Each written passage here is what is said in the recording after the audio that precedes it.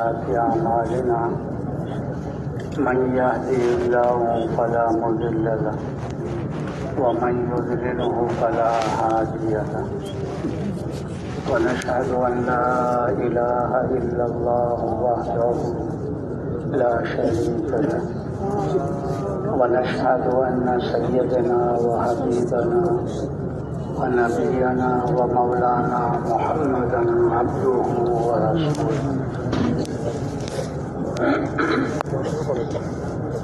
اللهم لك الحمد كما أنت أهله وصل على محمد كما أنت أهله وفعل بنا ما أنت أهله فإنك أنت أهل التقوى وأهل المغفرة يا رب صل وسلم دائما أبدا على حبيبك خير الخلق كلهم أما بعد أعوذ بالله من الشيطان الرجيم بسم الله الرحمن الرحيم والعصر إن الإنسان لفي خسر إلا الذين آمنوا وعملوا الصالحات وتواصوا بالحق وتواصوا بالصبر وقال الله سبحانه وتعالى كنتم خير أمة أخرجت للناس تأمرون بالمعروف وتنهون عن المنكر وتؤمنون بالله وقال الله سبحانه وتعالى والذين جاهدوا فينا لنهدينهم سبلنا وإن الله لمع المحسنين وقال النبي صلى الله عليه وسلم من تمسك بسنتي عند فساد أمتي فله أجر شهيد وفي رواية فله أجر 100 شهيد وقال النبي صلى الله عليه وسلم من جعل الهموم هما واحدا هم آخرته كفاه الله هم الدنيا وفي رواية كفاه الله هم الدنيا وهم الآخرة وقال النبي صلى الله عليه وسلم بلغوا عني ولو آية وقال النبي صلى الله عليه وسلم لغدوة في سبيل الله أو راحة خير من الدنيا وما فيها أو كما قال عليه الصلاة والسلام. قابل احترام دوستوں، بزرگوں، بھائیوں، اللہ پاک ہمارے اس آنے کو، جمع ہونے کو قبول فرما لے. ہمارا یہاں پر شب جمعہ میں آنا یہ کوئی رسمی رواجی نہیں ہے کہ یہاں جمع ہونا گفتن نشستن برخاستن والی بات، بلکہ ہمارا یہاں جمع ہونا گفتن نشستن اخراجن والی بات.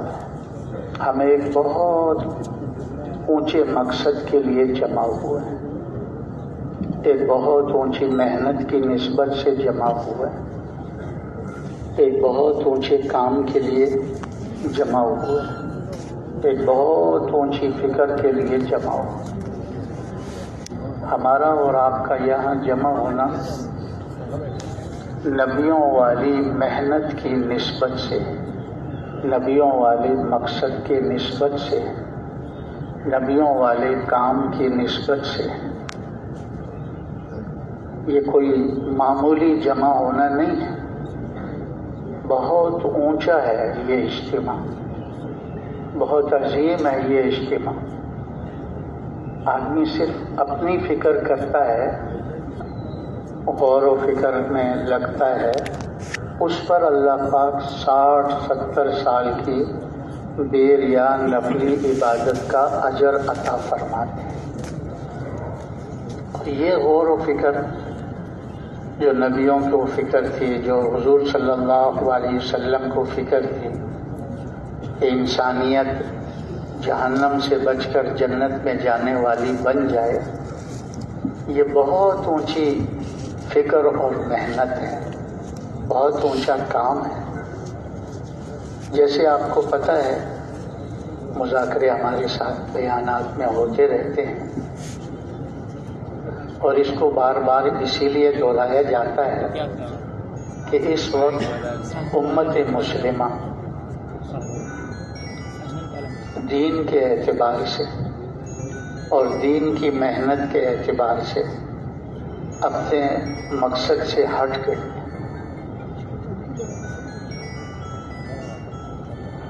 یہ محنت اس لیے ہو رہی ہے پوری دنیا میں کہ امت مسلمہ دین کے اعتبار سے اس سطح پر آ جائے جس سطح پر حضور صلی اللہ علیہ وسلم نے امت کے پہلے طبقے کو چھوڑا تھا۔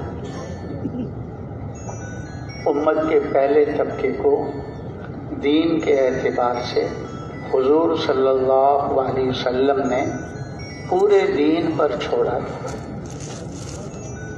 ہر مسلمان اللہ کے ہر حکم کو پیارے نبی کے طریقے سے پورا کرتے ہوئے زندگی گزار رہا تھا۔ کوئی مسلمان اللہ کے کسی حکم کو چھوڑ کر، پیارے نبی کی کسی سنت کو چھوڑ کر زندگی نہیں گزار رہا تھا، اور دین ان کی زندگی میں حقیقت کے ساتھ موجود تھا، صرف سوری نہیں، صرف لفظی نہیں، حقیقت کے ساتھ ان کی زندگی میں دین موجود تھا۔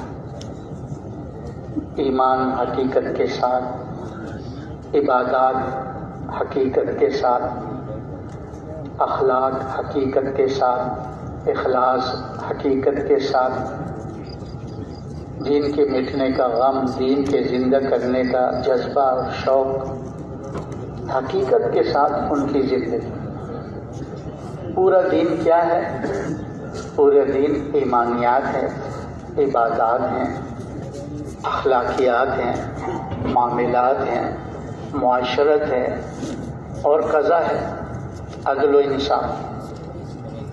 اور امت کے پہلے طبقے میں حضور صلی اللہ علیہ وسلم کی محنت سے پورا دین ان کی زندگی میں موجود تھا۔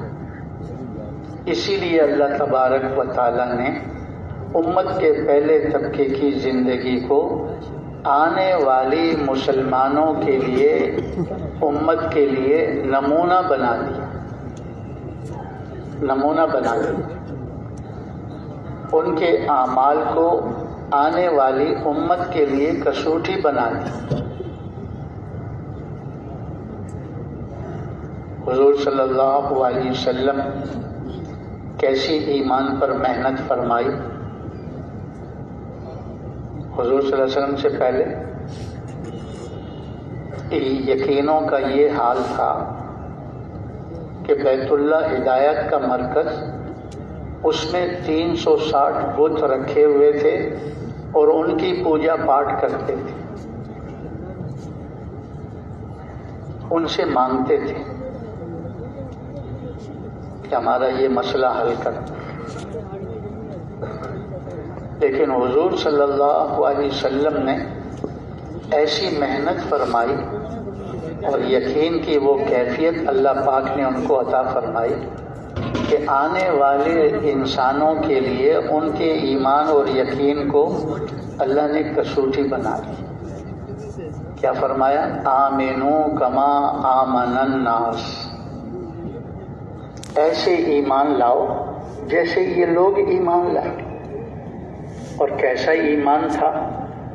کسی مخلوق کا اثر دل پہ نہیں رہا۔ یہ بتوں تو چھوڑو، بتوں کا یقین تو ایسا نکلا کہ پھر، لیکن جو اور مخلوقات جن کے اثرات، جس کے اندر اللہ نے تاثیریں رکھی تھی، کسی مخلوق کا اثر نہیں لیتے تھے، کسی مخلوق سے متاثر نہیں ہوتے تھے۔ نہ سمندروں سے اثر لیا، نہ دریاؤں سے اثر لیا، نہ درندوں سے اثر لیا، نہ کسی مخلوق کا اثر ان کے دل پہ نہیں. اس لیے اللہ نے فرمایا آمنو کما آمن الناس. اللہ کی ذات پر ایسا مضبوط یقین تھا کہ اللہ کا غیر، اللہ کے بغیر کچھ بھی نہیں ہے.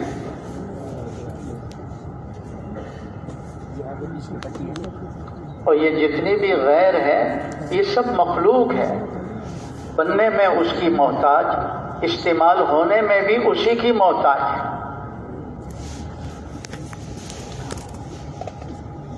مخلوق خود کچھ نہیں کر سکتی، اللہ کے ارادے کے بغیر کوئی مخلوق کچھ نہیں کر سکتی. اللہ کی ہر صفت کا یقین ان کے دلوں میں رچا بسا ہوا تھا. ابو بکر رضی اللہ عنہ کا قول ہے، فرمایا کہ آسمان سے ایک قطرہ پانی کا نہ برسے اور زمین سے ایک دانہ غلے کا نہ اگے، مجھے یقین ہے کہ اللہ مجھے روزی پہنچائے گا. رزاق اللہ ہے، رب اللہ ہے، وہ روزی دیتا ہے، اور روزی دینے میں ان نقشوں کا محتاج نہیں ہے جو نقشے اللہ نے امتحان کے لیے کھولے ہوئے. یہ تو امتحان کے لیے ہے کہ انسان کس طرف دوڑتا ہے، کس طرف بھاگتا ہے، کس سے مانگتا ہے.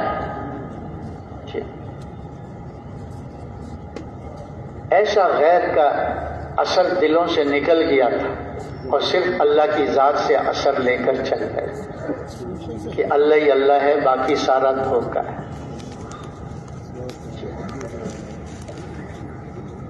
کسی مخلوق کا اثر نہیں.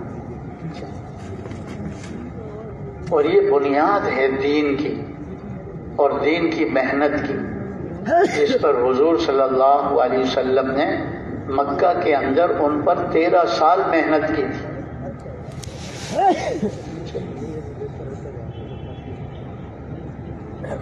جب یہ یقین دل کے اندر آ گیا کہ سب کچھ اللہ سے ہوتا ہے، اللہ کے غیر سے، اللہ کے ارادے کے بغیر کچھ نہیں ہوتا، سب اللہ کی طرف چل پڑے. جو اللہ کا حکم آیا اس کو اپنی ذات سے پورا کر کے اور دوسروں کو بھی یہ راستہ بتاتے تھے کہ دیکھو سب کچھ کرنے والا اللہ ہے، اللہ کے بغیر کوئی مخلوق کچھ نہیں کر سکتی. نفع نقصان، حجی کامیابی ناکامی، زندگی موت، یہ سب اللہ کے امر سے، اللہ کے چاہنے سے، اللہ کے چاہنے سے. اس لیے وہ اللہ کی طرف چلے، اللہ کے اوامر کو پورا کرتے ہوئے کہ سب کچھ کا مسئلہ حل کرنا تو اللہ کے ہاتھ میں ہے اور کسی کے ہاتھ میں تو ہے نہیں، ہم ادھر کدھر سر مار رہے ہیں. اس لیے مکی زندگی میں نماز کا حکم آ گیا، اور نماز اللہ سے لینے کا سب سے بڑا ذریعہ ہے ایمان کے بعد. اور جب بھی ان کو ضرورت ہوتی، جیسے نبی اللہ سے مانگ رہے تھے نمازیں پڑھ پڑھ کر، ایسی ان کو بھی اس راستے پہ ڈالا، اور ان کی نمازوں سے اللہ نے ان کے کام بنائے، ان کی دعاؤں سے اللہ نے ان کے مسئلے حل کیے. جی تو نماز ایسی تھی کہ اللہ کے سامنے کھڑے ہو کر جب نماز پڑھ کر ہاتھ اٹھاتے تھے، اللہ ان کے ہاتھوں کو خالی نہیں لوٹاتے. نماز حقیقت کے ساتھ تھی، جیسے ایمان حقیقت کے ساتھ تھا، ایسے ہی نماز حقیقت کے ساتھ تھی ان کے دل کے زندگی کے اندر.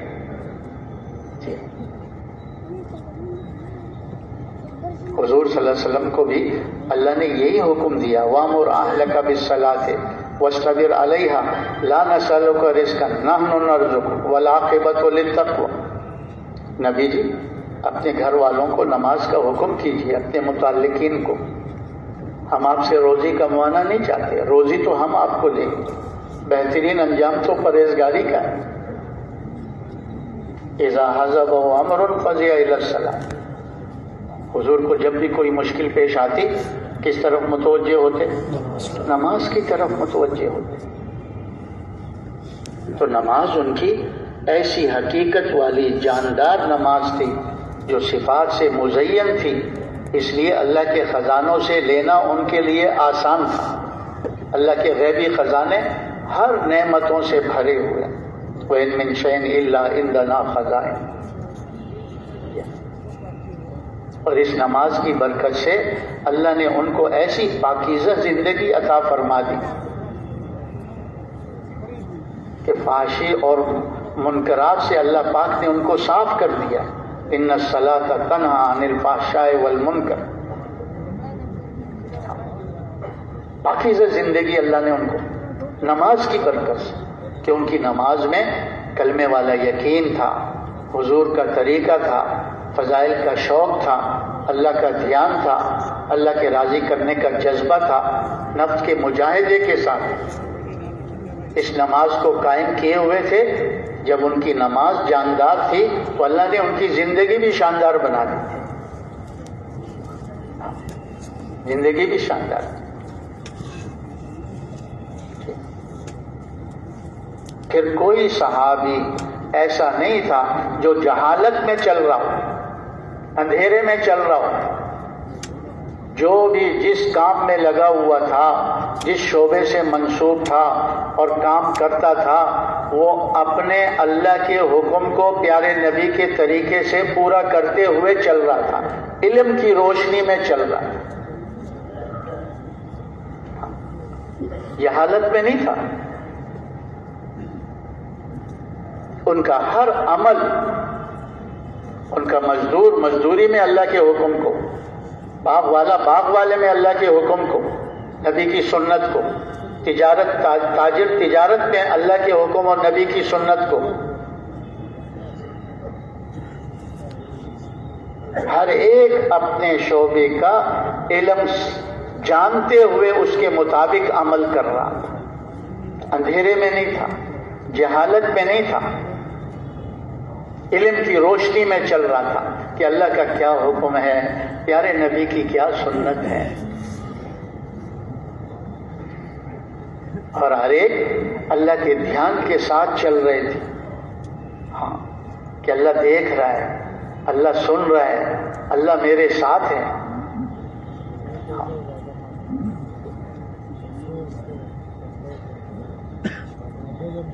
غفلت میں نہیں تھے، ذاکر تھے، ذاکر، ہر وقت اللہ یاد تھا ان کو،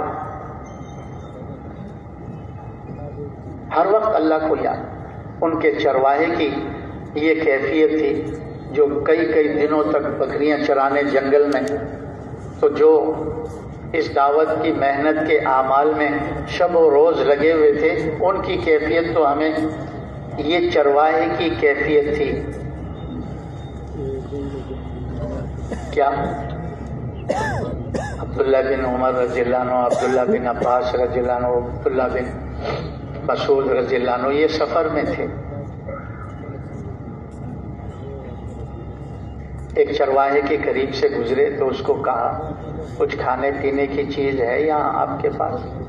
تو چرواہے نے کہا کہ دودھ ہے بکریوں کا، اور مالک نے بھی اجازت دی ہوئی ہے کوئی مسافر آ جائے اور دودھ مانگے تو پلا دینا، تو آپ کہیں تو میں آپ کو دودھ پلا سکتا ہوں۔ تو انہوں نے کہا ٹھیک ہے، وہ بکریوں کا دودھ پیالے میں دو کر لے آیا۔ انہوں نے دیکھنے کے لیے اس سے کہا کہ ایک بکری آپ ہمیں بیچ دو، جس کو ہم ذبح کریں گے، پکائیں گے، تمہیں بھی کھلائیں گے، ہم بھی کھائیں گے۔ اس چرواہے نے کہا مالک کی بکری بیچنے کی اجازت نہیں، مالک کی بکری بیچنے کی اجازت۔ تو انہوں نے دیکھنے کے لیے کہ یہ کیا کہتا ہے کہ مالک کو کہہ دینا بھیڑیا کھا گیا، مالک کو کہہ دینا بھیڑیا کھا لیا. تو فوراً اس نے کہا فَأَيْنَ اللَّهُ، اللہ کہاں چلے جائیں گے؟ اللہ تو مجھے دیکھ رہا ہے. مالک کو تو میں جھوٹ بول دوں گا کہ بھیڑیا کھا گیا، لیکن اللہ تو مجھے دیکھ رہا ہے. تو کوئی غفلت میں نہیں تھا، ہر وقت ذکر میں مشغول تھا، اللہ کے دھیان سے زندگی گزار رہا تھا.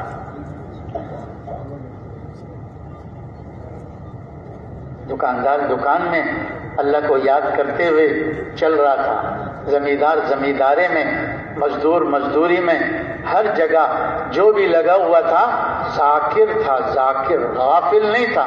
کر لو کوئی نہیں دیکھ رہا، کر لو کوئی نہیں دیکھ رہا، کہہ لو کوئی نہیں دیکھ رہا، کوئی نہیں سن رہا.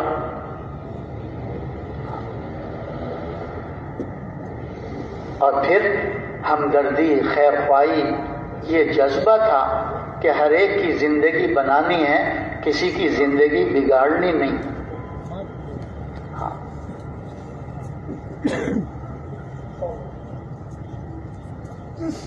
مسلمان ہے ہی وہی جو دوسروں کو نفع پہنچاتا ہے. ہاں. مدینہ میں اگر 10,000 کا مجمع تھا تو 9,999 ایک کے خیرخواہ اور ہمدرد تھے، اس کی زندگی بنانے میں لگے ہوئے تھے. اور وہ جو ایک تھا وہ ان 9,999 کی زندگی بنانے میں لگا ہوا تھا، کوئی کسی کی زندگی بگاڑنے میں نہیں لگا ہوا تھا.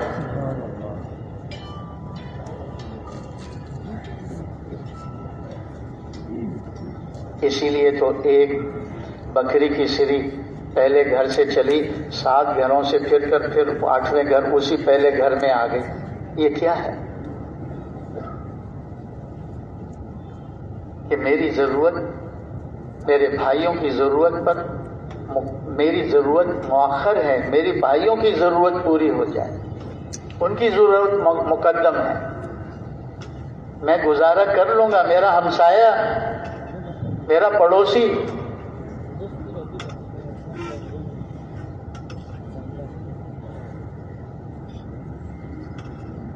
دنیا کے معاملے میں صحابہ سے کوئی لڑائی ثابت نہیں، کوئی بھی. سب ایک دوسرے پر جان دینے والے تھے، سب ایک دوسرے پر مہربان تھے.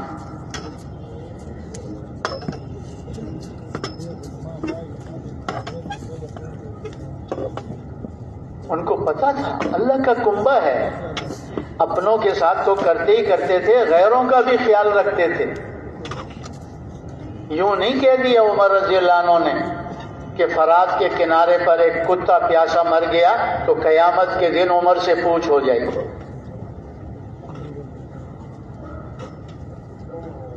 کہ یہ خلق جتنی بھی ہے یہ اللہ کا کنبہ ہے. الخلق عیال اللہ.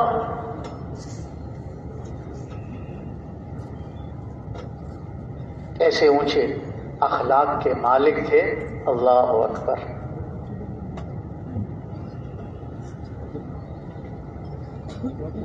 اخلاص کی یہ کیفیت تھی. باقی اعمال میں تو آپ اندازہ کر لو، لیکن میدان میں ایک دشمن اس پر حملہ کیا ہے، پہلوان کو پچھاڑا ہے اور سینے پہ بیٹھے ہیں اور اس کی گردن اڑانے کے لیے تلوار نکال کر اس نے نیچے سے تھوک دیا، فوراً اس کے سینے سے اتر گئے. اس نے کہا بڑی مشقت سے مجھے تم نے گرایا، پھر مجھے چھوڑ کیوں دیا؟ تو بتایا کہ ہمارا مرنا مارنا اللہ کے لیے ہے، ہم اپنے نفس کے لیے کسی کو نہیں مارتے. میں پہلے تجھے اللہ کے لیے مار رہا تھا، جب تو نے میرے چہرے پہ تھوک دیا تو میرا غصہ بھی شامل ہو گیا، اس لیے میں نے تجھے چھوڑ دیا. ہمارا مرنا مارنا اپنے لیے نہیں ہے، اپنے نفس کے لیے نہیں ہے. ہمارا مرنا مارنا کس کے لیے ہے؟ اللہ کے لیے ہے، اللہ کے لیے. تو ہمارے بڑے فرماتے ہیں امت کا پہلا طبقہ پورے دین پر حقیقت کے ساتھ جیا کہ لوگوں کو ان کی زندگی سے دین اسلام نظر آتا تھا، وہ روشنی نظر آتی تھی۔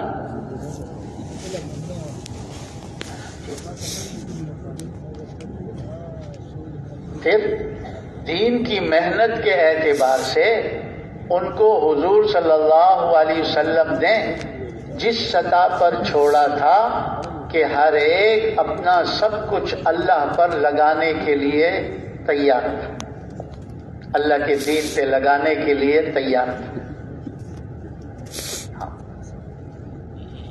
جان جاتی ہے جائے، مال جاتا ہے جائے، وطن جاتا ہے جائے، بیوی بچے قربان ہوتے ہیں قربان ہو جائیں، لیکن اللہ کا دین ساری دنیا میں زندہ ہو جائے۔ اللہ کا دین ساری دنیا میں زندہ ہو۔ اور پھر کیسی محنت کی کہ جس کو جس وقت جہاں کے لیے کہا گیا، جتنے وقت کے لیے کہا گیا، جن کے ساتھ کہا گیا، جس حال میں بھی کہا گیا، جانے کے لیے تیار تھا۔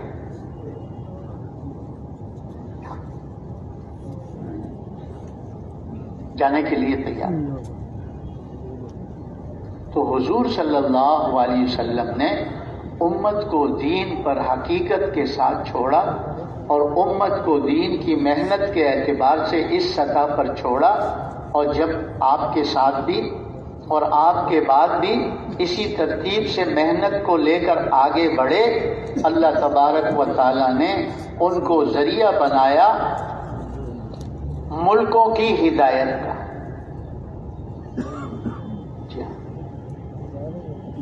ملکوں کی ہدایت کا اللہ نے ان کو ذریعہ بنایا۔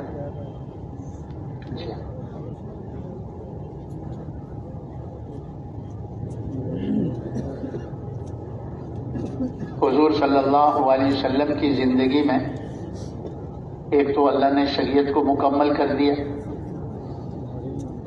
اور آپ کی زندگی میں سارا جزیرہ عرب اسلام میں داخل ہو گیا۔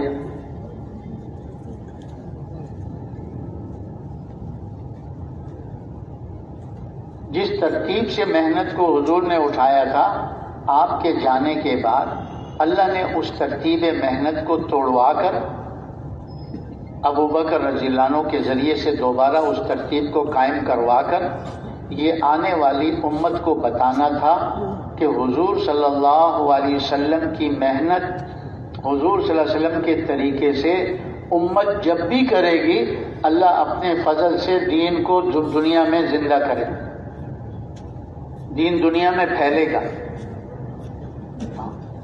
دین دنیا میں پھیلے گا۔ تو ابو بکر رضی اللہ عنہ آپ کے پیچھے قدم بقدم انہی قدموں پہ چلتے ہوئے آگے بڑھے ہیں، جو آپ صلی اللہ علیہ وسلم کے جانے کے بعد بڑے بڑے فتنے آئے، بڑی بڑی حالات سے گزرنا ہوا، اللہ نے سارے فتنوں کو ختم کر دیا۔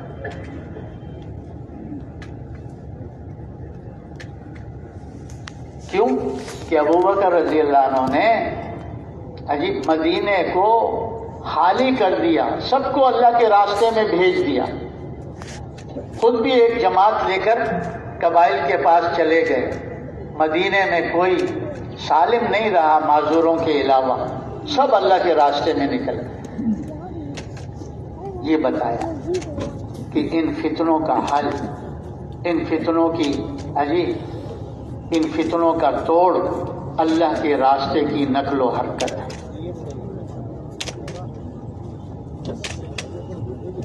اما عائشہ رضی اللہ عنہا فرماتی ہیں کہ اللہ پاک بابا جان پر رحم فرمائے، اگر وہ جو کیفیت مدینہ میں بن گئی تھی آپ صلی اللہ علیہ وسلم کے جانے کے بعد، اس کی انہوں نے بتایا کہ جیسے موسلادھار بارش ہوتی ہے تو بکریاں کیسے ایک دوسرے میں گھس کر اپنے آپ کو اس بارش سے، اس پانی سے بچانے کی کوشش کرتی ہیں، کہتے ہیں مدینے والوں کا یہ حال ہو گیا تھا۔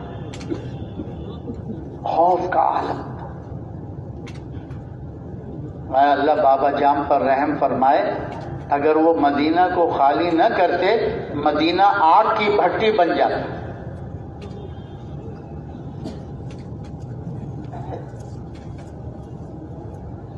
تو حضور صلی اللہ علیہ وسلم کی محنت، حضور صلی اللہ علیہ وسلم کے طریقے سے امت جب بھی کرتی ہے اللہ کی مدد شامل حال ہوتی ہے، اور اللہ پاک اپنے دین کو اپنے فضل سے دنیا میں پھیلاتے ہیں، دنیا میں زندہ کرتے ہیں. اللہ حق کو زندہ کرتے ہیں، باطل کو مٹاتے ہیں، اور حق کو باطل پر دے مارتے ہیں کہ باطل کا مغز بھی نکل جاتا ہے اور ان کو نظر بھی آتا ہے ہر زمانے میں.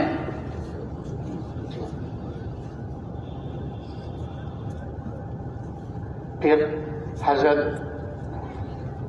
ابوبکر نے تو امت کو سنبھالا اور اسی راستے پہ آگے بڑھایا.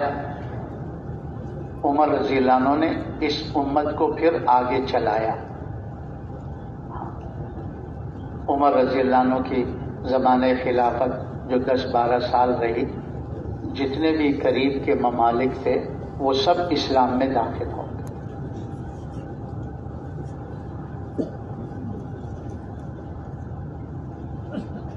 اللہ نے پہلے ہی خوشخبری ان کو سنا دی تھی، سیدخلون فی دین اللہ افواج. ان قریب دیکھو گے کہ فوجوں کی فوجیں، قوموں کی قومیں، ملکوں کے ملک اسلام میں داخل ہوں، ان تک دین پہنچے گا. جہاں بھی صحابہ پہنچے ہیں حقیقت کے ساتھ دین ان کی زندگی سے لوگوں کو نظر آیا، اور انہوں نے اپنے کفر اور شرک کو چھوڑا اور اسلام کی پاکیزہ زندگی کو اختیار کیا. صحابہ جہاں بھی گئے کیا کہا؟ لمبی چوڑی تقریریں کرتے تھے جیسے ہم کر رہے ہیں. وہ کہتے تھے کونو مثلنا، ہم جیسے ہو جاؤ، جیسے ہمارا ایمان، جیسے ہماری عبادات، جیسے ہمارے اخلاق، جیسے ہمارے معاملات، جیسے ہماری معاشرت، جیسے ہماری قضا، ہاں ہم جیسے ہو جاؤ. اور ہم تم سے کچھ لینے نہیں آئے ہیں، ہم تم کو بہت اونچی دولت دینے آئے ہیں. تمہارا ملک تمہیں مبارک ہو، تمہاری چیزیں تمہیں مبارک ہوں. تم کلمہ پڑھ کے مسلمان ہو جاؤ، ہمارے پاس بھی جو کچھ ہے وہ بھی تمہارا ہے، تم ہمارے بھائی ہو.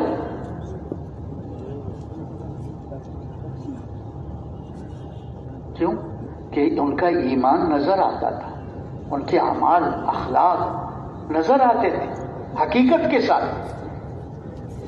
اس لیے ان کو لمبی چوڑی تقریروں کی ضرورت نہیں ہوتی تھی. کونو مثلنا، اور قریب آتے تھے ان کی زندگی دیکھی جاتی تھی کہ یہ کیسے زندگی. اب ان کے ایمان کا معیار دیکھ لو. خالد بن ولید رضی اللہ عنہ رومی لشکر کے مقابلے میں جماعت لے کر گئے ہوئے تھے، تو روم کی لشکر کی طرف سے پیغام آیا کہ آپ اگر تشریف لائیں تو کچھ صلح کی بات کر لیں، لڑائی کرنے سے کیا فائدہ ہے، صلح کی بات کر لیتے ہیں.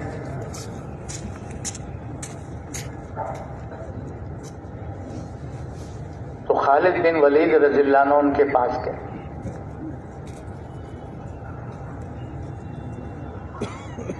خیمے میں رومی جنرل نے بٹھایا، باتیں کرنے لگا. پھر ایک شیشی نکالی، اس کا ڈھکن کھول کر ایک قطرہ نیچے ڈالا، اس میں زمین پہ آگ لگ گئی. تو خالد رضی اللہ عنہ پر رعب ڈالنے کے لیے، مرعوب کرنے کے لیے کہنے لگا خالد تمہاری فوج کے لیے اس زہر کا ایک قطرہ کافی ہے.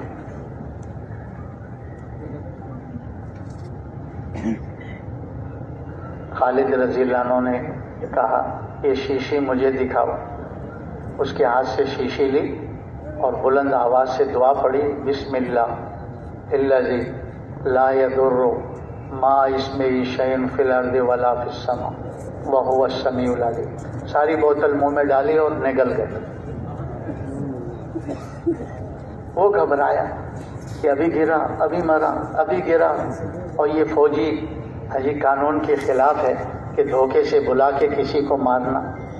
وہ گھبرا گیا، اور خالد رضی اللہ عنہ ان کے سامنے بیٹھے ہوئے مسکرا رہے تھے.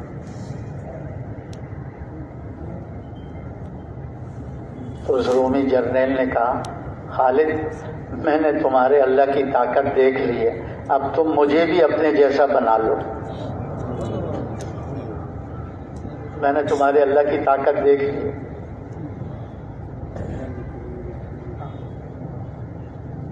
تو لوگوں کو ایمان نظر آتا تھا، یہ جو کہہ رہے ہیں ویسے ہی کر رہے ہیں. وہ رومی جرنیل جو حضرت عمر رضی اللہ عنہ وہ گرفتار ہو کر آیا تھا مدینے میں، مسجد میں لے گئے تو وہاں حضرت عمر رضی اللہ عنہ تھے نہیں. تو کسی نے بتایا باہر مدینے سے وہ درخت کے سائے میں ریت پر آرام کر رہے ہیں، وہاں لے کر آ گئے. وہ تمغے لگے ہوئے تھے اس کی چھن چھن کی آواز بھی چل رہی تھی چلتے ہوئے. تو جب عمر رضی اللہ عنہ کے قریب پہنچے تو وہ چھن چھن کی آواز سے ان کی آنکھ کھل گئی. دیکھا رومی جنرل کھڑا ہوا، پوچھا کیا حال ہے؟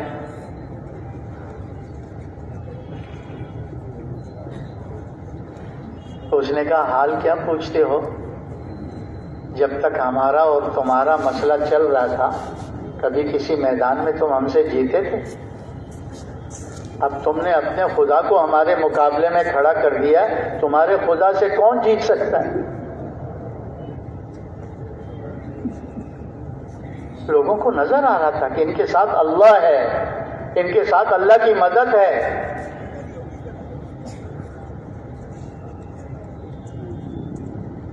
تو حضرات صحابہ اکرام عملی طور پر دنیا کے اندر پھر کر لوگوں کو کہہ رہے تھے کونو مثلنا، کونو مثلنا، ارے ہم جیسے ہو جاؤ. جیسے اللہ نے ہمیں کامیابی عطا فرمائی، ہم کہاں تھے؟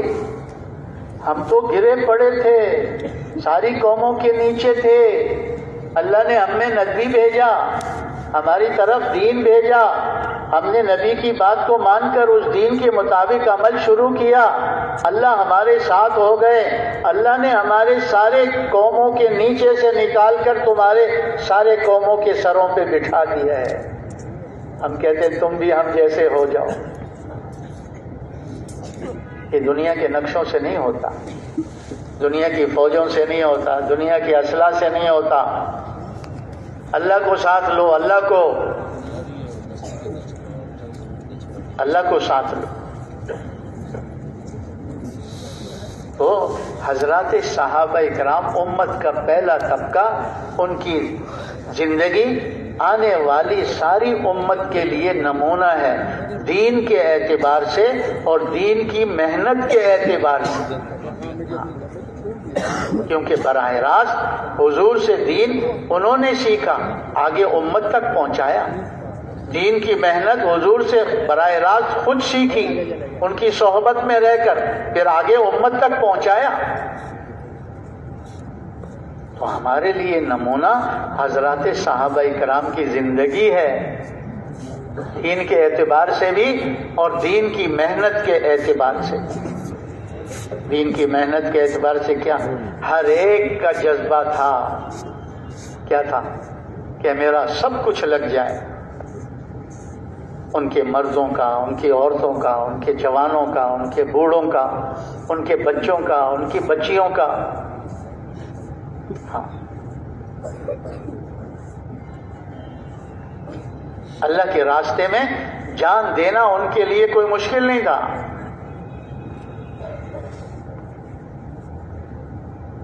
یہ تو جان اللہ نے دی اسی لیے ہے. مال دینا اللہ کے دین پر لگانا ان کے لیے مشکل نہیں تھا، یہ پتا تھا کہ اللہ نے دیا اسی لیے. جان و مال کا مصرف اللہ کا دین ہے، اللہ کے دین کی محنت کے تقاضے ہیں. اس لیے اگر ان کی زندگی کو دیکھا جائے، سال میں 4-6 مہینے وہ اللہ کے راستے میں پھرنے میں لگاتے تھے. 6 مہینے 8 مہینے اپنے مقام پر آدھا وقت مسجد کے اعمال کے لیے دیتے تھے. اس آدھے میں سے آدھا کاروبار اپنی ضرورتوں کو دیکھنا، آدھا گھر بار، بس.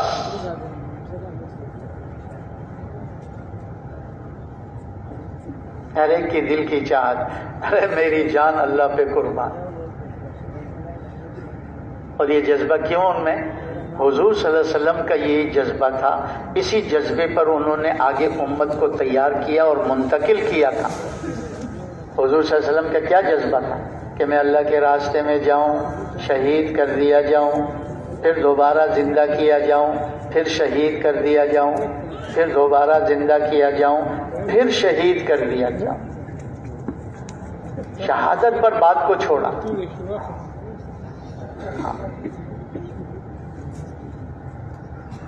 اور یہی ہر صحابی کے دل کے جذبہ. ایک صحابی کا واقعہ لکھا ہے، نصرانی بادشاہ نے مسلمانوں کی ایک جماعت کو گرفتار کیا. اس میں وہ صحابی بھی تھے.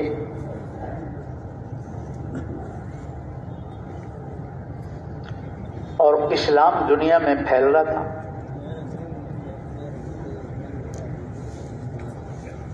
تو کسی نے اس نصرانی بادشاہ سے کہا، اس میں ایک ان کے نبی کا جو شاگرد ہے نا صحابی، وہ بھی موجود ہے.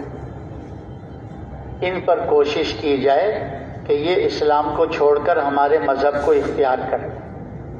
اس سے ہم ان کو لوگوں کے سامنے پیش کریں گے کہ دیکھو اگر اسلام سچا مذہب ہوتا تو یہ حضور کا شاگرد جو ہے صحابی، یہ اس کو چھوڑ کر ہمارے مذہب میں داخل نہ ہوتا. ہم نمونہ دکھا دیں گے.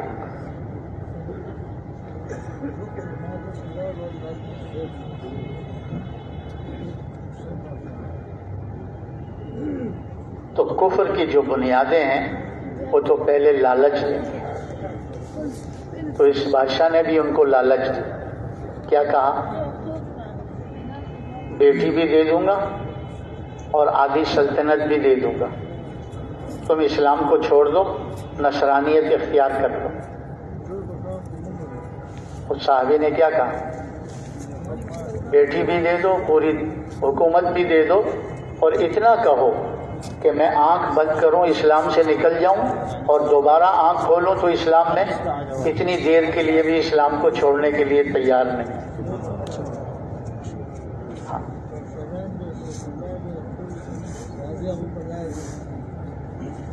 تو پھر دوسرا حربہ باطل کا ہوتا ہے ڈرانا، دھمکانا.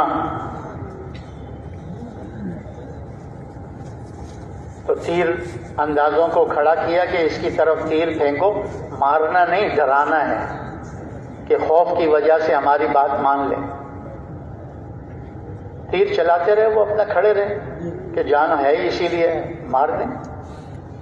یہ جان اللہ پہ قربان، اللہ کے دین پہ قربان. جب دیکھا کہ اس طرح نہیں ڈرے تو بادشاہ سے مشورہ کر کے ان پانی کا ایک بڑا کڑاؤ، کھولتا ہوا پانی ان کی جماعت میں سے ایک کو لے کر اس پانی میں ڈال دیا. وہ بیچارہ شہید ہو گیا. تو یہ کھڑے دیکھ رہے تھے، ان کی آنکھوں میں سے آنسو آ گئے. تو بادشاہ کو بتایا کہ ڈر گیا، رو رہا ہے. کہا جلدی لاؤ جلدی لاؤ. جب لائے تو بادشاہ نے کہا کہ وہی میرا ہے، شہزادی بھی دوں گا اور آدھی سلطنت بھی دوں گا، تم اسلام کو چھوڑ دو، ہمارا مذہب اختیار. تو صحابی نے کہا میرا بھی پہلا وہی پہلا جواب ہے، آنکھ بند کروں اسلام سے نکل جاؤں، آنکھ کھولوں دوبارہ اسلام میں اتنی دیر کے لیے بھی نہیں چھوڑ سکتا. تو بادشاہ نے پوچھا رویا کیوں تھا؟ انہوں نے کہا رویا اس لیے تھا، ایک ہی جان ہے اور ایک ہی دفعہ اس کڑائی میں جائے گا ختم. میں اس لیے رویا کہ میرے جسم پر سر سے لے کر پیر تک جتنے بال ہیں اتنی میری جانیں بن جائیں اور تم ایک ایک کر کے اس کڑائی میں ڈالتے جاؤ. یہ ساری جانیں اللہ پر قربان. جی ہاں، یہ دین ایسے نہیں پھیلتا ہے، قربانی سے پھیلتا ہے. جی ہاں، اور اس درجے کی قربانی ہوتی ہے.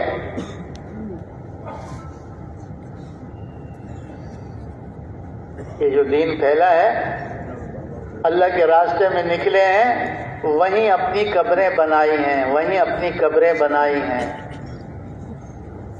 اگر مردوں نے دنیا میں اپنی قبریں بنائی ہیں، صحابہ کرام کی عورتوں کی قبریں بھی دنیا کے ملکوں میں بنی ہوئی ہیں.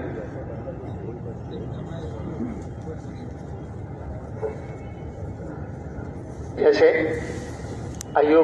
ابو ایوب انصاری رضی اللہ عنہ استنبول میں ان کی قبر،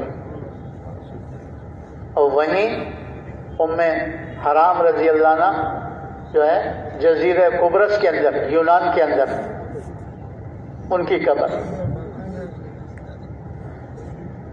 ہر ایک کا یہ جذبہ تھا. دین تو جب مسلمان اپنی کسی چیز کی پرواہ نہیں کرتا اور سب اللہ پہ اور اللہ کے دین پہ لگاتا ہے، اللہ اس کو عالم کی ہدایت کا ذریعہ بناتا ہے. عالم کی ہدایت کا ذریعہ بنا.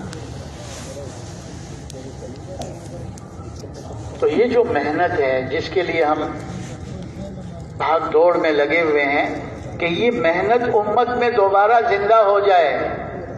دین حقیقت کے ساتھ دین کی محنت اس طرح جاندار ہو جائے کہ مسلمان کی زندگی لوگوں کے سامنے ہو اور مسلمان جا کر کہہ سکے کونو مثلنا، کونو مثلنا، کونو مثلنا، ہم جیسے ہو جاؤ. ہم کہہ سکتے ہیں آج؟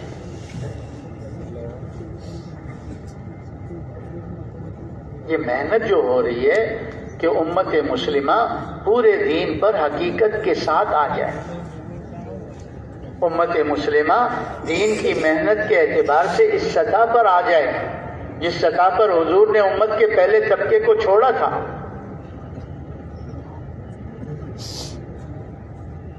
اس امت کی مثال بتاتے ہیں کہ سورج کی طرح ہے.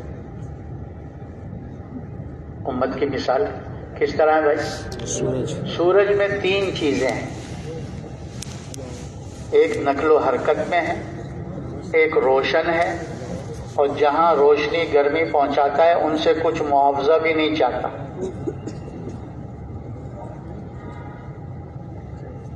نقل و حرکت میں ایسے ہے کہ کہیں ہمیں طلوع ہوتا ہوا نظر آ رہا ہے، کہیں نصف نہار پر ہے، کہیں غروب ہو رہا ہے، دنیا کے چاروں طرف یہ پھر رہا ہے.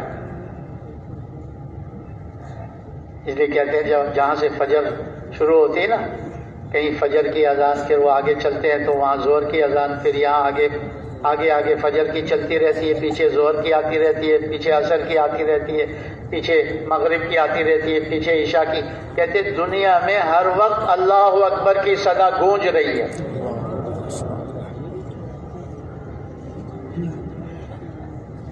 جی ہاں، ساری دنیا میں مسلمان ہیں، ساری دنیا میں مسلمان رہتے ہیں اور یہ صدا گونج رہی ہے، اللہ اکبر، اللہ اکبر. تو ایسے نقل و حرکت میں ہے سورج، اور روشن ہے، روشن ابھی وہ نکلا ہی نہیں ہوتا لیکن اس کے آثار شروع ہو جاتے ہیں. اور صبح صادق کیسے روشنی ہو رہی ہوتی ہے، اور جب خود نکل جاتا ساری دنیا کو روشن کر دیتا ہے جہاں جاتا ہے، اور کسی سے کچھ نہیں چاہتا. ان اجری الا علی رب العالمین. جیسے نبی کہتے تھے ہمارا بدلہ تم پر نہیں ہے، ہمارا اجر، ہمارا بدلہ کون دے گا؟ اللہ دے گا، اللہ دے گا. ہمارے بڑے فرماتے ہیں امت جب تک اس طرح نقل و حرکت پہ تھی اور دین سے روشن تھی اور کسی سے کچھ نہیں مانگتی تھی، اپنا بھی سب کچھ ان کو دینے کے لیے تیار تھی، تو اللہ پاک نے کیا کیا؟ عمر رضی اللہ عنہ کے زمانے میں 22 لاکھ مربع میل تک اسلام پہنچا. اس کے بعد حضرت معاویہ رضی اللہ عنہ کے زمانے میں 65 سے 70 لاکھ مربع میل تک اسلام پہنچا. دور کے جو ممالک ہیں، دور کے، یہ عرب نہیں ہیں لیکن صحابہ وہاں پہنچے، ان کے دین کو نہیں، ان کے لباس کو، ان کی رہن سہن کو، ان کی زبان کو. وہ افریقی ممالک ہیں لیکن فخر سے کہتے ہیں نحن عرب، نحن عرب، ہم عربی ہیں. ہم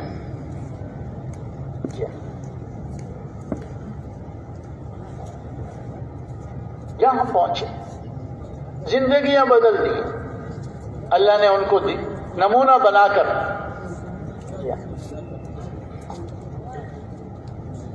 اور ان کو نظر آیا ان آنکھوں سے واقعی اللہ ان کے ساتھ ہے، اللہ کی مدد ان کے ساتھ ہے. اللہ نے ان کو کہاں سے اٹھایا، کہاں پہنچایا. اگر ہم بھی ان کے پیچھے چل پڑے تو اللہ ہمیں بھی وہاں پہنچا دے گا. یہ تو دنیا کے اعتبار سے. آخرت جو یہ دین کا منتہا یہی ہے کہ موت سے جو زندگی آ رہی ہے، قبر ہے، حشر ہے، پلسرات ہے، جنت ہے، دوزخ ہے، یہ اصل زندگی تو موت کے بعد شروع ہو رہی ہے. اور اس کا وعدہ بھی اسی دین کے ساتھ ہے، دین اسلام کے ساتھ. تو ہم اللہ کو ساتھ لے لیں. ہمیں اللہ نے جس مقصد کے لیے پیدا کیا ہے اس مقصد کو پورا کریں. پھر امیہ خلفاء آئے، عمر بن عبدالعزیز رحمۃ اللہ علیہ. 2-2.5 سال ان کی خلافت کا ہے، اور لوگوں نے اپنی آنکھوں سے دیکھا، امن کو دیکھا، سلامتی کو دیکھا، ہاں چین سکون والی زندگی دیکھی.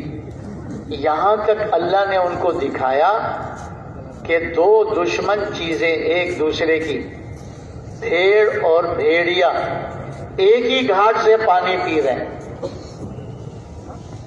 بھیڑ اور بھیڑیا کیا کر رہے ہیں؟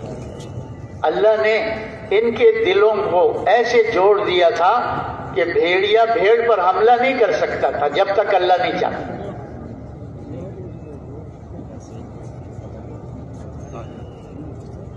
وہ جو ان کے انتقال کے بعد جب وہ بھیڑیے کی چروائے کی ایک بھیڑ کو بھیڑیا اٹھا کے بھاگا، اس کو مارا اس نے، تو اس نے کی کہ عمر بن عبدالعزیز رحمۃ اللہ علیہ کا انتقال ہو گیا ہے. کیوں؟ عدل قائم کیا، انصاف قائم کیا، اپنے پاس جو کچھ تھا سب کچھ لگا دیا، بیوی کا بھی لے کر سب بیت المال میں جمع کر دیا.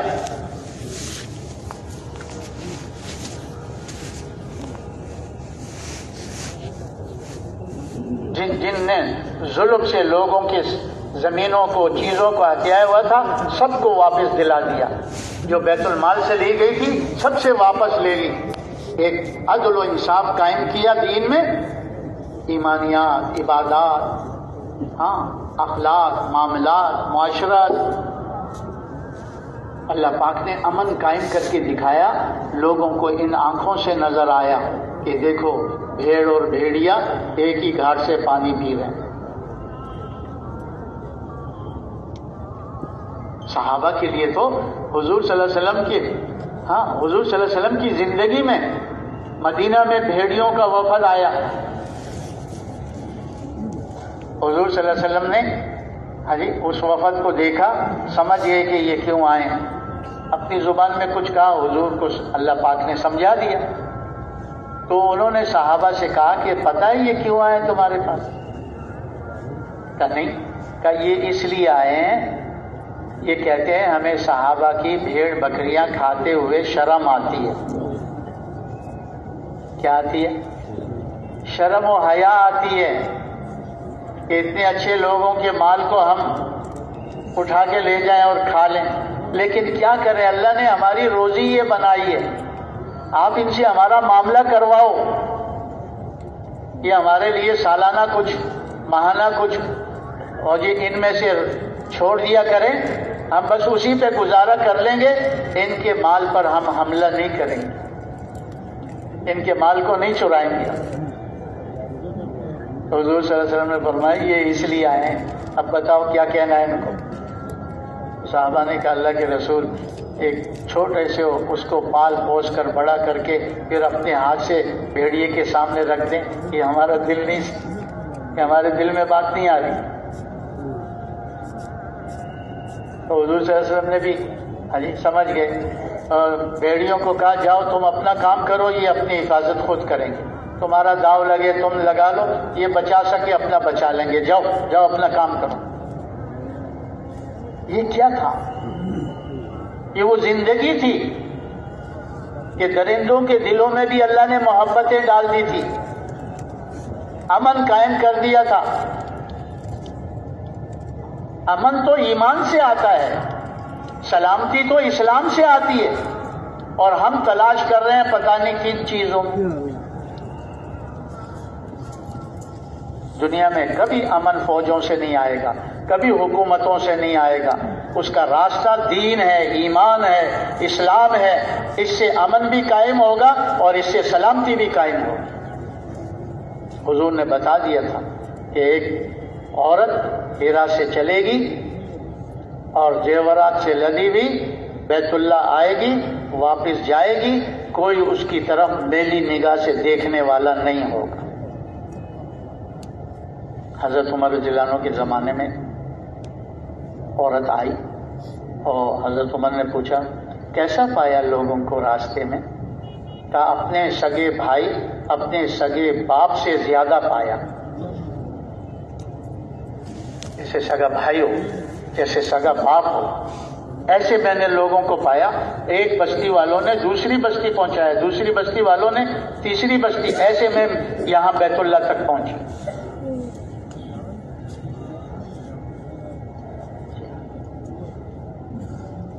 تو زندگی دکھائیں تو صحیح جس پر اللہ کی وہ سامنے آئے، لوگوں کے، ان اندھوں کو نظر آئے۔ یہ تو بیچاروں کو نظر نہیں آ رہا، آج مسلمان کو بھی نظر نہیں آ رہا نا، وہ بھی تو اس راستے کو چھوڑ کر بیچارہ بھٹک گیا ہے۔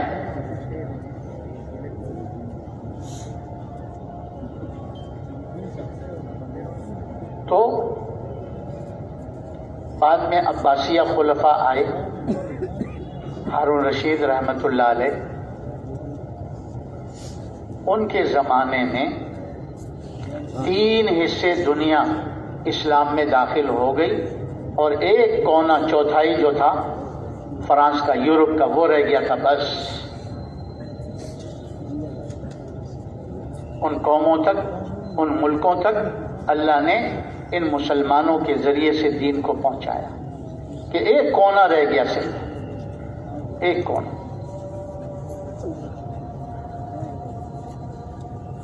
تین حصے دنیا تک اسلام پہنچا۔ وہ تھا نا کونو مثلنا، کونو مثلنا، کونو مثلنا، سورج کی طرح چل رہے تھے، روشن بھی تھے، نقل و حرکت میں بھی تھے، اور کچھ ان سے مانگتے نہیں تھے، کہتے ہمارے جیسے ہو جاؤ، ہمارا بھی سب کچھ تمہارا ہے، ہم تم سے تمہارا ملک لینے نہیں آئے، ہم تم سے تمہاری چیزیں لینے نہیں آئے، ہم تمہیں دینے کے لیے آئے ہیں۔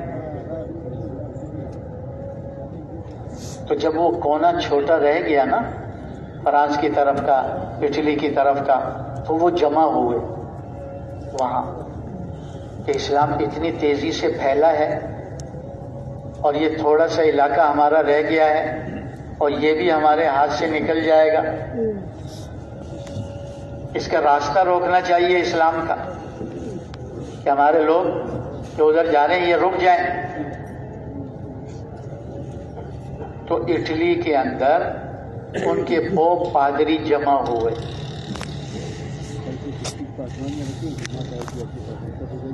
اور انہوں نے وہاں پر آپس میں کہ بھائی ان کے جو مرکزی جگہ ہے، ان کا جو دارالخلافہ ہے، وہاں جا کر ان کا معاملات کو دیکھنا ہے، اخلاق کو دیکھنا ہے، ان کے کردار کو دیکھنا ہے، یہ کون سی زندگی گزار رہے ہیں جو ہمارا مجمع ان کی طرف جا رہا ہے۔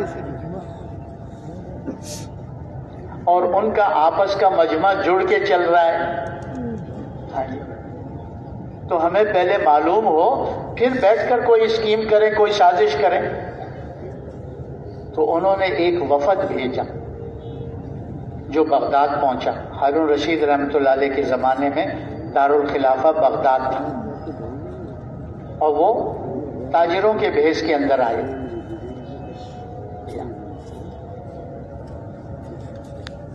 تو وہاں پر سرائے بنائی ہوئی تھی مسافروں کے لیے. وہ کسی سرائے میں جگہ مل گئی، اس میں اپنا سامان رکھ دیا. کھانے پینے کی ضرورت تھی تو ہوٹل میں آ گئے، متم میں. متم والے نے ان کو بٹھایا، جو وقت تھا ناشتے کا تھا، جو بھی تھا کھلایا پلایا ان کو. وہ پیسے دینے کے لیے آئے تو ہوٹل والے نے کہا کہ آپ اجنبی مسافر معلوم ہوتے ہیں، ہاں یہ جو ناشتہ میں نے کروایا یہ میری طرف سے آپ کا اکرام تھا.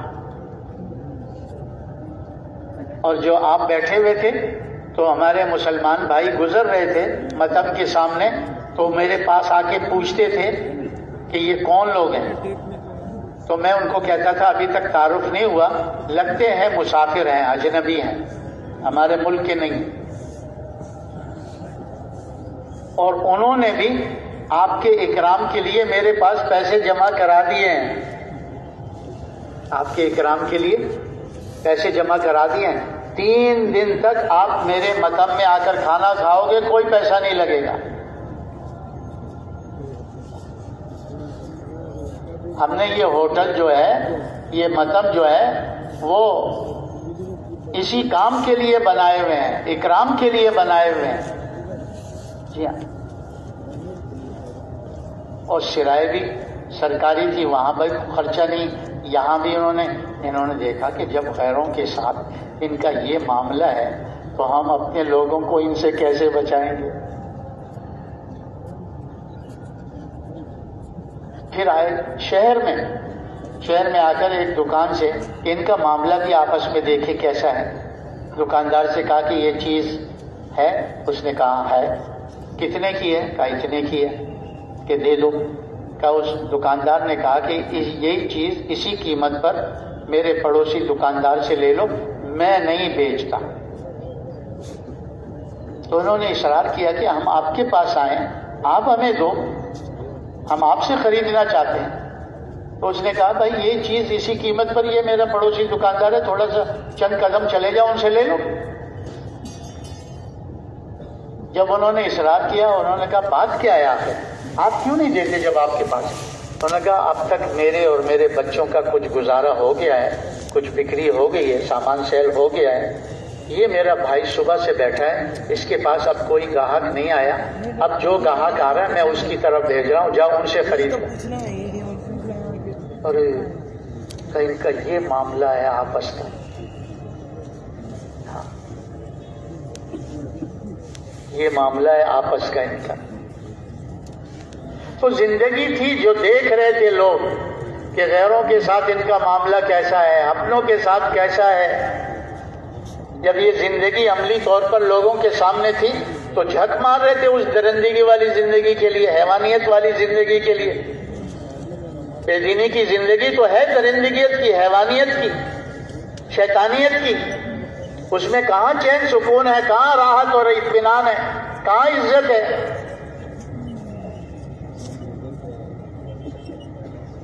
تو پھر انہوں نے جا کر جو سازشیں امت میں چلائیں، امت نے 8 صدیاں اس محنت کو لے کر یوں چلے تھے کہ 3 حصے دنیا تک اسلام پہنچا. اور پھر باطل نے جو چالیں چلی اس کی وجہ سے آہستہ آہستہ آہستہ سمٹتا رہا اسلام، ملکوں سے نکلتا رہا اسلام. کیا انہوں نے اپنے ایسی چیزیں جو فلسفہ تھا، جو منطق تھی اور جو تھا، اس کو عربی میں ڈب کروا کے، ہارون رشید رحمۃ اللہ علیہ کا انتقال ہو گیا، اس کا بیٹا محمد بنا، اس سے بھائی لڑا مامون نے قبضہ کر لیا. مامون کا زمانہ تھا. انہوں نے آ کر وہ لٹریچر مسلمانوں میں تقسیم کر دیے کہ یہ جو دو صفتیں ان کے اندر ہیں نا، اس کی واحد وجہ یہ ہے کہ یہ اللہ کو دیکھ کر چل رہے ہیں، ملک و مال چیزوں سامان کو دیکھ کر نہیں چل رہے، اسی لیے ایک دوسرے کے ساتھ بھی اور غیروں کے ساتھ بھی ان کا یہ معاملہ ہے، یہ کسی طرح ان کے درمیان ختم کراؤ، ان کے اندر دنیا گھسے، ان کے اندر دنیا کی طلب ہو، تاکہ بھائی بھائی کا نہ رہے، باپ بیٹے کا نہ رہے، رشتہ دار کا نہ رہے، اور غیروں سے بھی ان کا یہی معاملہ، رسہ کشی ڈال دو، تم کون ہوتے ہو، تم کون ہوتے، یہ اپنا ان پر نہ لگائیں، جب یہ غیروں پہ نہیں لگائیں گے تو غیر ان کی طرف کیا توجہ کریں؟ تو یہی بات انہوں نے وہاں اس طرح چلائی، ارے ہم تو بہت ترقی کر گئے، آستے آستے آستے آستے۔ مولانا یوسف صاحب رحمۃ اللہ علیہ کے زمانے میں کسی نے وہ حضرت کو بتایا کہ فلاں ملک والے کہہ رہے ہیں ہم چاند پر پہنچ گئے، چاند پر اتنی ترقی کر کہ زمین سے ہم کدھر پہنچ گئے؟ چاند پہ پہنچ گئے۔ تو حضرت نے ان کی بات پر توجہ نہیں دی، اہمیت نہیں دی ان کی بات۔ دوسری مجلس میں کسی اور نے کہہ دیا، پھر حضرت نے توجہ نہیں دی۔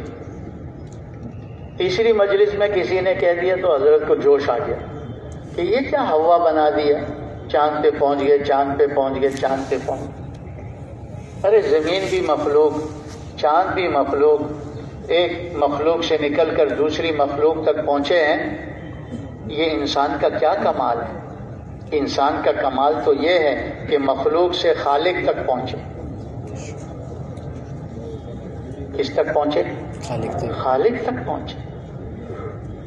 ہاں، پھر فرمایا ہمارے نبی نے تو زمین پر کھڑے کھڑے چاند کے 2 ٹکڑے کر دیے تھے، کیے تھے کہ نہیں کیے تھے؟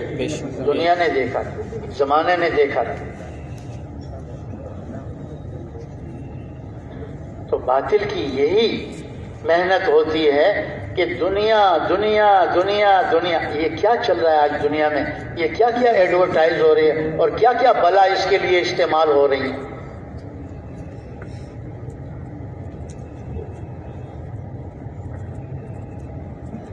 کیونکہ حضور صلی اللہ علیہ وسلم نے صحابہ کے سامنے یہ بات کی تھی کہ اس وقت تمہارا کیا حال ہوگا جب یہ اقوام عالم تم پر ٹوٹ پڑیں گے، ایسے ٹوٹ پڑیں گے جیسے کھانے والے دسترخوان پر کھانے کے لیے کھانے پر ٹوٹ پڑتے ہیں۔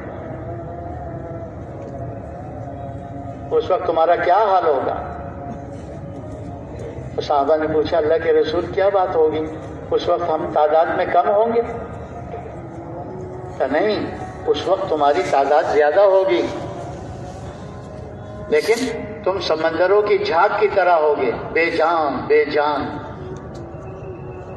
اور یہ کیوں ہوگا؟ تم میں وہن لگ جائے گا، وہن۔ صحابہ نے پوچھا یا رسول اللہ وہن کیا ہے؟ فرمایا حب الدنیا و کراہیت الموت، دنیا کی محبت تمہارے اندر گھس جائے گی اور موت سے نفرت تمہارے اندر گھس جائے گی۔ ہاں، دنیا کی محبت، موت کا ڈر، خوف، کراہیت، یہ تمہارے اندر آ جائے گی، اس کو وہن بتایا۔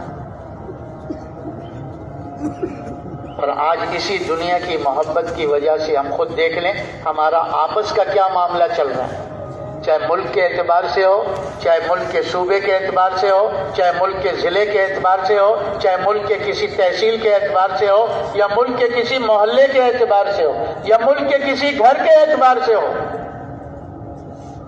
رسہ کشی چل رہی۔ میرا پیٹ بھرے کوئی مرے سو مرے، یہ کیا ہے؟ یہ حیوانیت نہیں ہے؟ اس سے دین پھیلے گا، اس زندگی کو ہم لے کر چلیں گے۔ اسی لیے ہمارے بڑے کہتے ہیں آج امت نقل و حرکت میں تو ہے لیکن اس کو گہن لگا ہوا ہے، گہن۔ اور سورج کو جب گہن لگتا ہے نا، وہ بھی پورے سر پر ہوتا ہے، اس وقت گہن لگتا ہے، اور جہاں جاتا ہے اندھیرا زیادہ کر دیتا ہے۔ سورج گرہن کے وقت دیکھا ہے نا، اندھیرا زیادہ ہو جاتا ہے۔ کیونکہ اس کے اندر روشنی نہیں رہتی. اور اللہ بتاتے کہ دیکھو یہ اللہ کی نشانی دیکھو. نقل و حرکت میں آج امت ہے لیکن رخ بدل گیا ہے. دین کی بجائے دنیا سامنے آ گئی ہے. ہاں اب بتاؤ، کوئی گاڑی خالی جا رہی ہے، کوئی کوچ خالی جا رہی ہے، کوئی ٹرین خالی جا رہی ہے، کوئی ہوائی جہاز خالی جا رہا ہے؟ بتاؤ، مہینوں مہینوں پہلے بکنگ ہوئی ہے.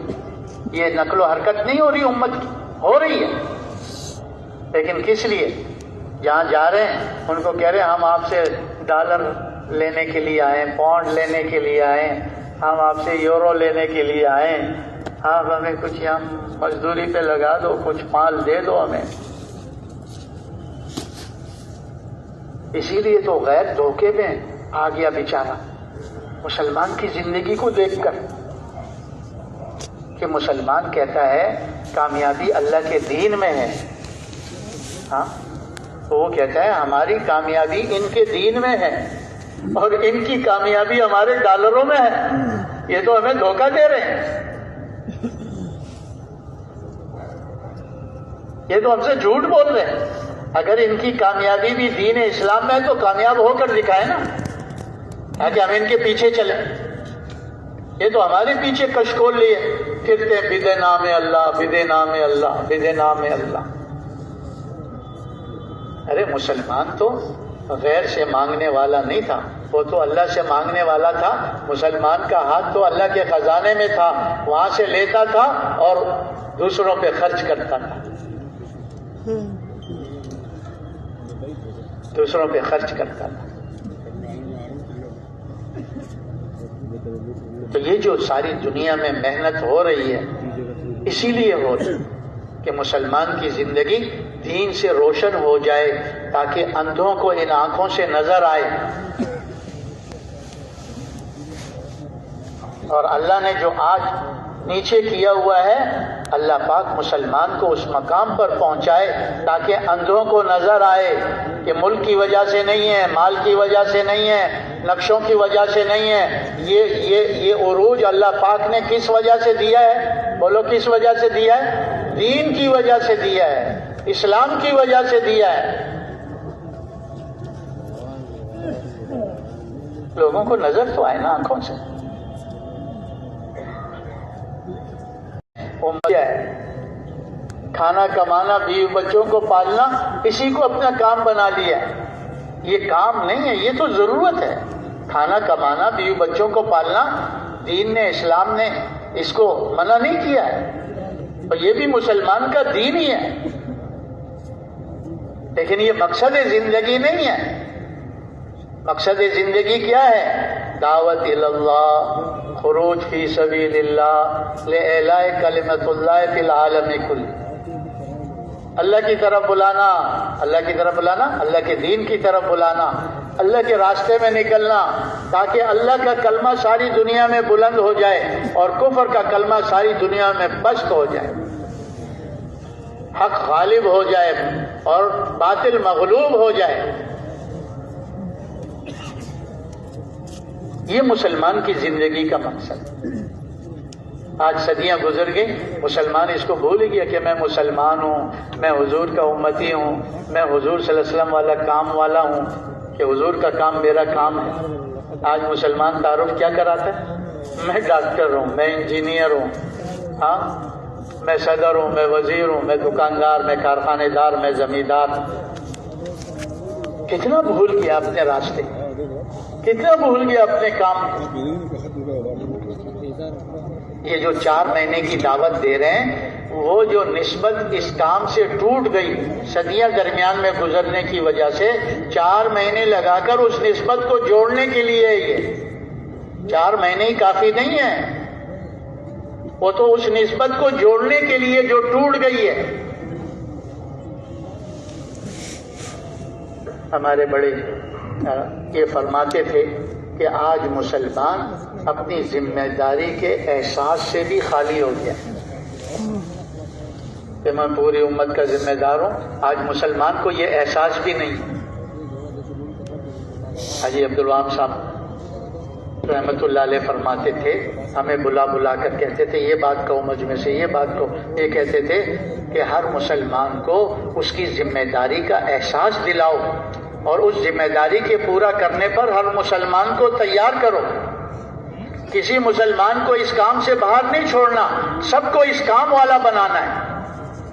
ہاں، کسی مسلمان کو اس کام سے باہر نہیں چھوڑنا. تو 4 مہینے تو اس کام کے سیکھنے کے لیے ہیں، کیونکہ ہر کام کو سمجھنے کے لیے ماحول میں آنا پڑتا ہے. ہر کام کو سیکھنے کے لیے اس کے ماحول میں آنا پڑتا ہے.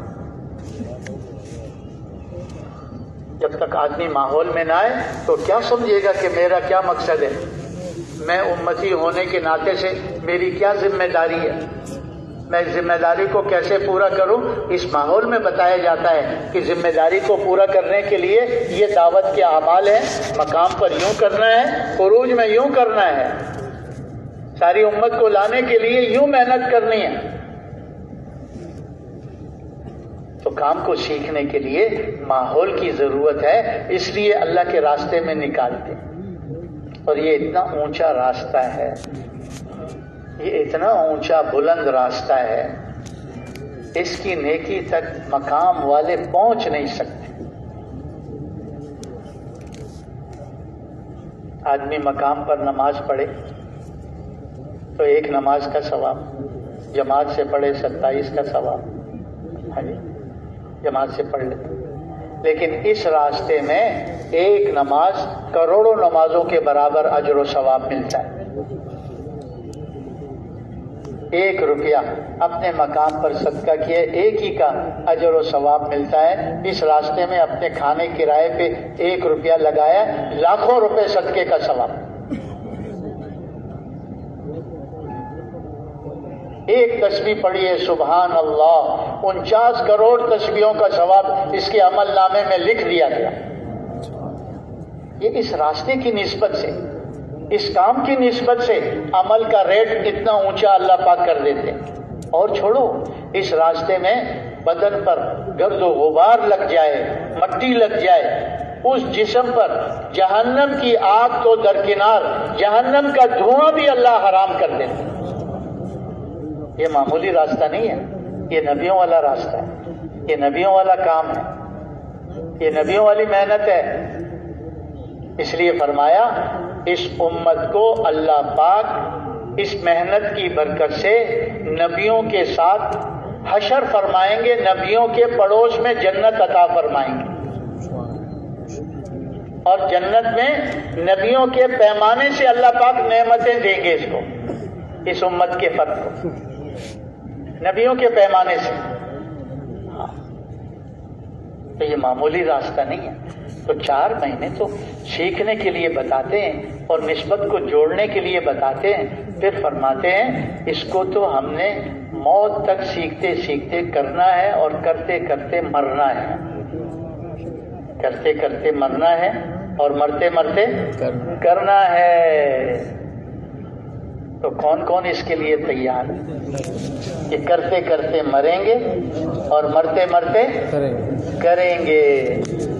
تو سب سے پہلی بات یہ ہے کہ اس مجمع میں سے جو نقد چلے 4 مہینے کے لیے تیار ہے، صبح سے دیکھو کراچی کا اجتماع ہونے والا ہے، اس کے لیے جماعتیں دینی ہیں. کتنی جماعتیں ہیں چلے 4 مہینے کیا؟ 4000 جماعتیں دینی ہیں. اب بڑے فرماتے ہیں کہ یہ اجتماع سے پہلے پوری ہو جائیں، اجتماع پر اور مزید نکل جائیں، تو اجتماع کی محنت بھی ہوگی، آگے جماعتیں بھی پوری ہوں گی. جو صبح سے تیار ہیں نقد، وہ ذرا کھڑے ہو جائیں، کھڑے ہو جائیں، جلدی جلدی کھڑے ہو جائیں.